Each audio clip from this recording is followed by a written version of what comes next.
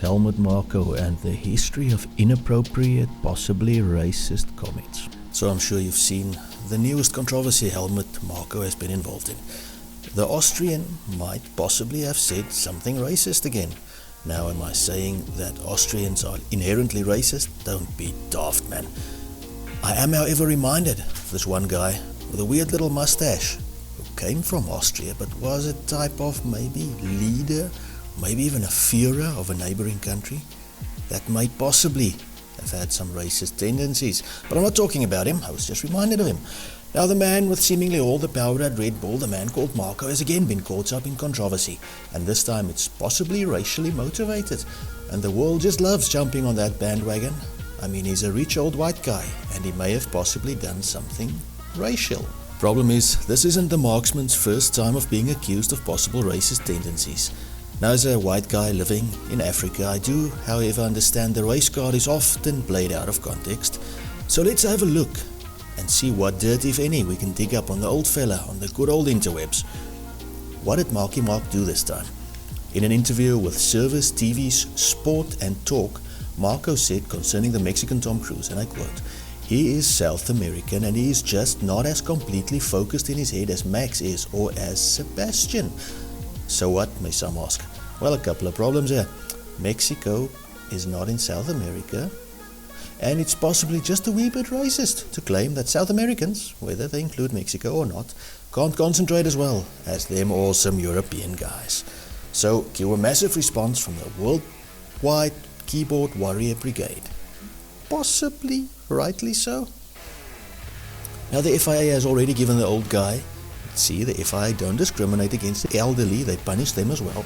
But the FIA have already given Helmut an official written warning, and Marko has also publicly apologized for what he said.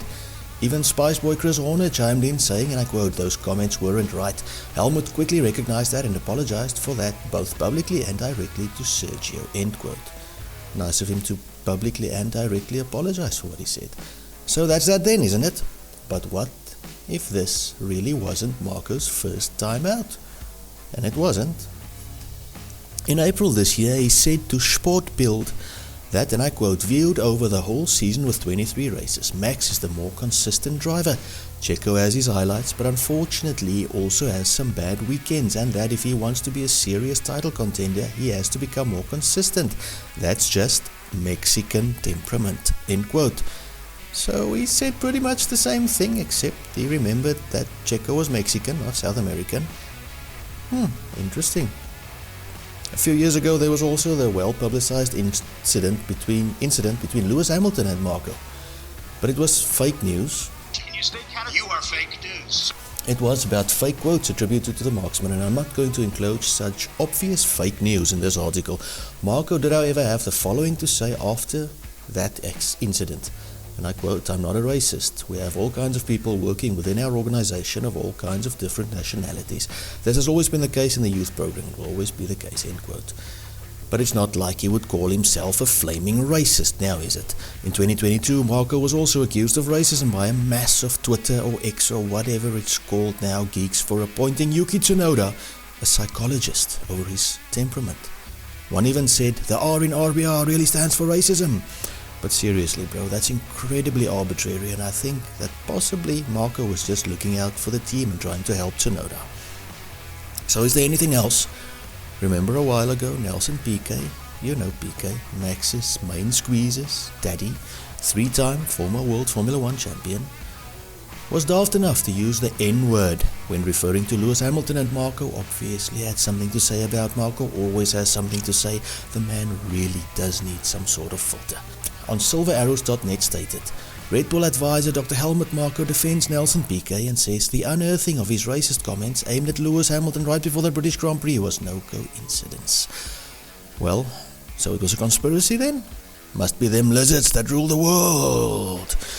Marko further said, and I quote, "I don't want to defend Piquet, but if you translate the Portuguese correctly, what he said isn't nearly as blatant," end quote. Now, whether that is true or not, that's not a very good PR move for a man in his position.